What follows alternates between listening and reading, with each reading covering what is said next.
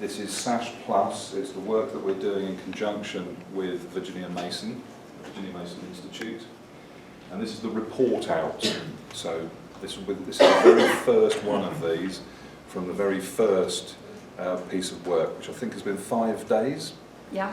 So you've got representatives from the cardiology specialty, and you spent 5 days, and this is about solving particular issues in a specific and very focused amount of time. And that's one photograph of them. There's another photograph of them. But actually with that, I am going to pause, if I may, and let them do the report out. So Sue or whoever, Alana, the floor is yours.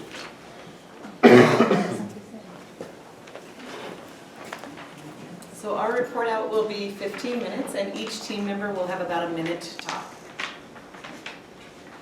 In preparation for this rapid process improvement workshop, we spent about 6 weeks collecting data and meeting with the sponsor and the process owner to determine what the scope would be.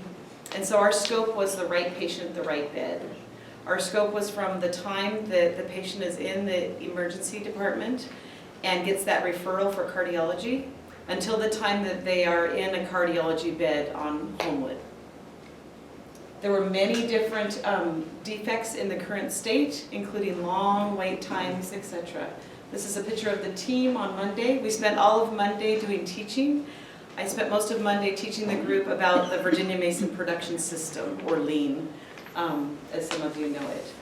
And so we did teaching Monday, and then we spent Tuesday, Wednesday, and Thursday changing the process and trying it with real patients, doing this rapid improvement cycle. We use the PDSA cycle, the Plan, Do, Study, Act cycle. So we plan in the room what we want to do, then we go out to what we call the Gemba, the shop floor, the place where the work happens.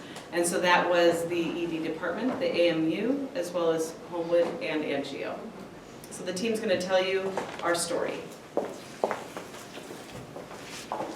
Hi, so I'm Sue Jenkins, I'm the Director of Strategy, and I'm the Kaizen Promotion Office Lead as well. So I'm overseeing all the SASH Plus work that we're doing in partnership with Virginia Mason. So in the lead up to the work, we collected lots of metrics because we wanted to understand the impact that the improvements were going to have. So we've looked at friends and family test and what patient satisfaction would look like. We've looked at a staff satisfaction survey that we've developed locally for this particular piece of work. We've looked at whether there are outliers and inliers in the ward. So an outlier is a non-cardiology patient that's in the cardiology ward, and an inlier is a non-cardiology patient. No. An outlier is a non-cardiology patient in the cardiology ward, and an inlier.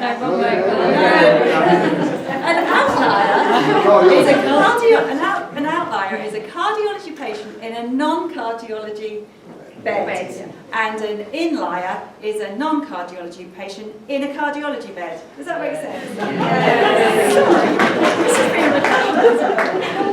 So we looked at the number of cases completed in the angio lab, recognising that if you haven't got the right patients in the right bed, it might impact on our angio activity. We've looked at length of stay for both elective patients and non-elective patients. And particularly for the nurses, we've looked at the number of bed changes. So nurses are always doing changes on the wards to accommodate moves that aren't necessarily clinically led. But two key metrics that we looked at were the lead time from decision to refer to the patient actually arriving on the cardiology ward, and from decision to refer to the patient seen by a cardiologist. That first lead time, decision to refer to being transferred to the ward, in our original metrics and baseline was 25.5 hours. And the decision to refer to being seen by the cardiologist, the wait time was 15.5 hours. And that's because the patients get seen once a day on the post-take ward round in AMU. So our sponsor, Alison, for this rapid process improvement workshop set us 2 new targets. To get the 25.5 hours down to 2 hours, and to get the 15.5 hours down to 90 minutes. So that's what we've been working on all week. The other thing we did was look at our takt time. So a takt time is the pace at which patients come through the process. So how many cardiology patients should we expect to come through when consultant cardiologists are on duty? So we measure the time available of the consultants on duty, which is 58 hours, divided by our demand, which is 35 patients a week. So our takt time is 99 minutes. So every 99 minutes we should expect a new cardiology to present themselves to the cardiology team. Hello, I'm Liz Butterfield. I've been a patient member of the group this week.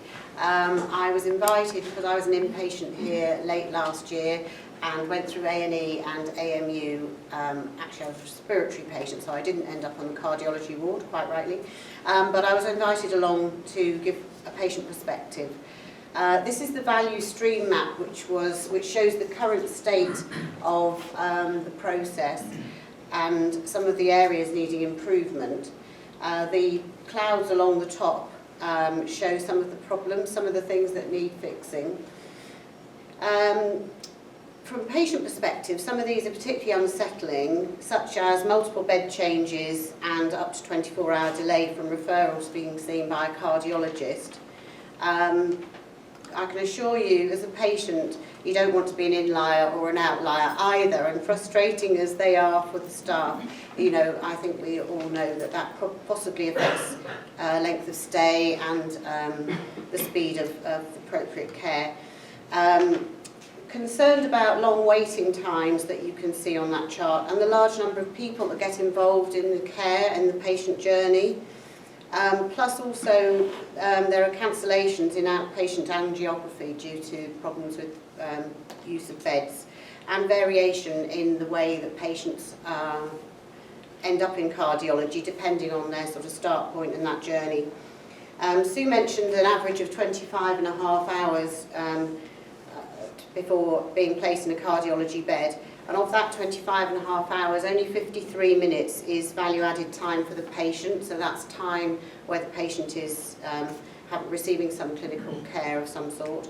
So that's 3.5% of the time, so that was the sort of start point. Hi, I'm Anthony. I'm one of the clinical site matrons. At the moment, the cardiology department have no control of their bed stock. So a solution to reducing inliers and outliers is to ring-fence cardiology. So by having control of their bed stock, if there's a cardiology patient in A&E or one of the other wards, they can be pulled into a vacant bed. Benefits to this will be improved patient experience, they'll have reduced bed moves, and they receive the specialist nursing and medical care that they require. Benefits to staff, especially to the doctors, they're in their own department, they're walking around the hospital. The cardiac nurses are using their skills, nursing cardiology patients, and the medical nurses on medical wards are looking after medical patients. The cost to SASH is actually cost neutral at zero because the bed stock's already there, it's just how we utilise the beds. So it really is a case of right patient into the right bed. And the benefits by changing our practice are going to improve patient and staff experience.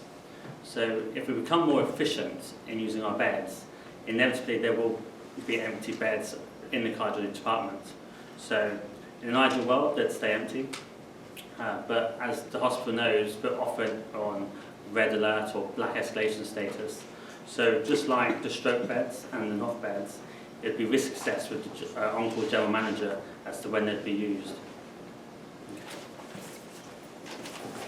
Hello, I'm Diane Winchester. I'm a practice development nurse for cardiology, and for this project I'm process owner. We already know that cardiology is extremely challenging when trying to ensure that all the patients who require cardiac specialist care are found a bed within the appropriate care area.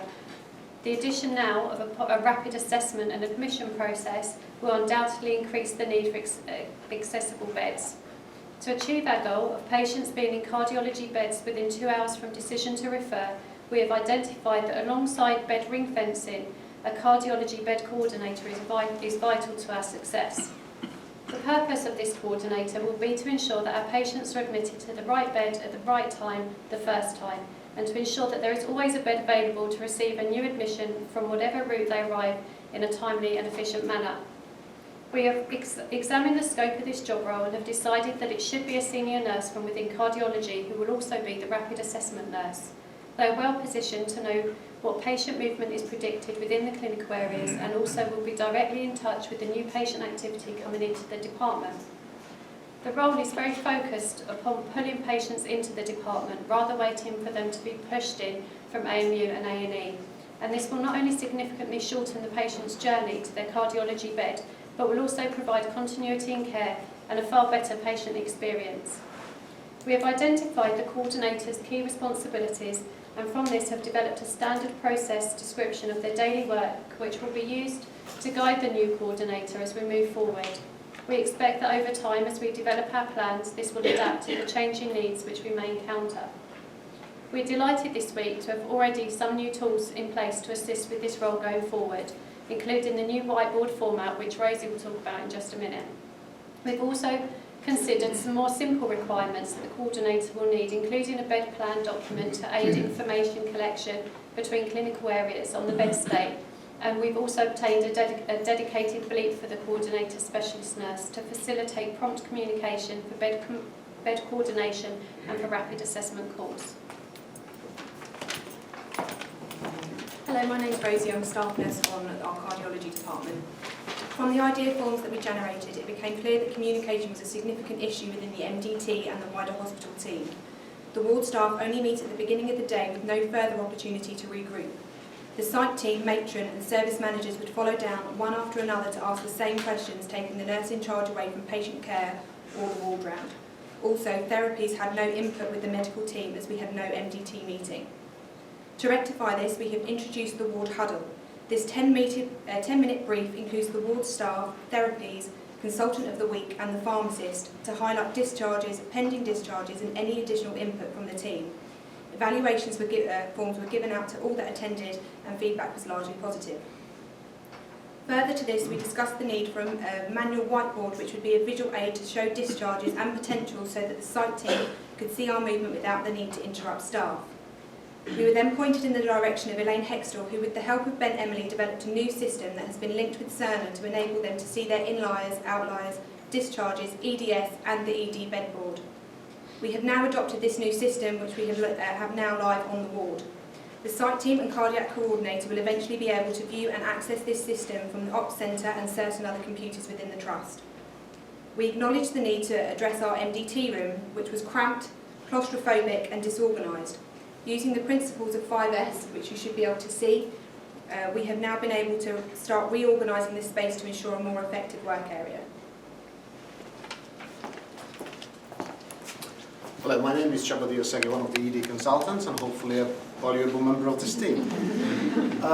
When we looked at the process we have now, it's too long and it has too many steps. And if our job is actually to reduce the time from ED to cardiology to 2 hours, there's no other way to do it than to enable ED to refer patients directly to cardiology from the ED. We recognize that this means that we need to make we need to select these patients carefully. So we have reviewed our selection process, standard referral guidelines, and these guidelines are now on the intranet available under the ED guidelines. Once a patient meets the criteria of these selection guidelines and referral guidelines, the ED consultant will refer the patient to cardiology via a bleep, for which bleep the specialist nurse cardiologist or cardiology nurse will respond and see the patient, assess the patient in the ED within 60 minutes. I'm James Nevin, consultant cardiologist. If you look at the current state, critically, the patients see probably 5 different doctors before they actually land or by the time they land on Homewood. So they have to give the history 5 times, by which time they're getting pretty frustrated. And the whole process, on average, takes 25 hours. And as we've said, much of that time is actually just waiting because the patients are batched up to be seen on the post-take ward round each morning. So a patient coming in at 10 o'clock on Monday morning won't be seen by a cardiologist until 8 o'clock Tuesday morning. And so that time, in many cases, is time just wasted. So, as Chava has said, the only way we're going to solve that is for the patients to come straight from ED to cardiology. And we've set up this system where there will be a senior cardiac nurse called by the ED consultant who will come down and make a rapid assessment of the patient. Now they've got then 3 options backed up by the consultant on the ward. And the options are either they say this patient is for cardiology and the patient comes therefore straight to Homewood, assuming we have a bed, and the whole thing is predicated on having control of our beds. If the patient isn't felt to be a primary cardiac problem and needs to come into hospital, then they can go to AMU by the conventional route, and if they do turn out to be cardiology, they will be picked up on the post-take order on the next day. So there is a safety net for them. And a proportion of them will be dischargeable from ED with a cardiological opinion and cardiac follow-up in outpatients. Assuming they come in straight to Homewood, then they will be clerked on Homewood by the SHO and seen by a consultant within an hour or two. And again, the consultant has the same three choices, which are keep the patient on Homewood, this is a true cardiology patient, send the patient home for further investigation as an outpatient, or, and this is completely novel in this trust, they are allowed to return to or go to AMU if they're not felt to be a cardiological patient. And by this process, we should be able to get patients through very quickly, and indeed that's been the case with the few patients that we've tried. Hello, I'm Natalie Broomhead. I'm a consultant physician and geriatrician here, and another hopeful, valuable member of the team. So Liz has already talked to you about the current state, so this is now the future state. So you can see some crosses on there. So the crosses are the issues that we've potentially addressed, and hopefully we're going to get onto the top of. And then the half crosses are ones where there's slightly more potential and we need to look at a little bit further. So sort of to recap really, a lot of the time we wanted less bed moves. ED is going to be referred via a cardiac specialist nurse. Patient should go to an appropriate bed. That cardiology are now much more aware of what's going on, and they're aware with the bleep and the whiteboard, and that the patients are seen by the cardiology consultant sooner. So if you remember, we mentioned this 25-hour figure of our lead time. So we had trialled this yesterday, and with our lead time yesterday, using this new process, we got down to 1 hour and 23 minutes, with a percentage value-added time of 21%. So we spent 23 minutes with a patient. The 79% wastage, which was basically an hour, was due for us waiting for a bed to be made available, and that's because we're basically trying to put a new process where the old process still exists. And at any one time, in the old system, we had 4 patients waiting. We've now got that down to 0. So, through our huge input from all of our valuable team members, we have made massive improvements on the overall lead time. So from 25.5 hours to 1 hour 23, which is a 95% improvement. And in our referral to being seen by a cardiologist, that was done in 2 hours and 3 minutes for the patient that we saw yesterday. And not only are the patient being seen by a cardiologist, but they were also actually in the angio lab at that point as well. So they come straight from ED onto Homewood, and we're in the angio lab having a procedure within 2 hours and 3 minutes. So that was an 87% improvement. The other patient that we saw yesterday using this process, we saw in ED, and they didn't actually need to be referred on to cardiology, so the CNS went to see them. They didn't think it was appropriate to refer to cardiology. They were discharged within 22 minutes. And what would have happened with that patient is they would have been referred to the medics, put onto AMU and referred by cardiology and seen the following morning. So they would have had at least a 24-hour stay before they were discharged. So what happens now? As process owner, I have a newspaper which is a to-do list, and it's my responsibility now to make sure that with my colleagues we make sure that all these tasks are completed. We've done a lot of work this week, and some of it's been practical and it's happened right now, but because of the size of the task and the target that we've set ourselves, it's going to take a few weeks to actually get in place the full processes. So there's our timetable and our target sheet, and we'll be closely monitoring that over the next few weeks. We'll be doing proper checks at 30 days, 60 days and 90 days to make sure that we really are hitting the targets and that it's not falling off our radar.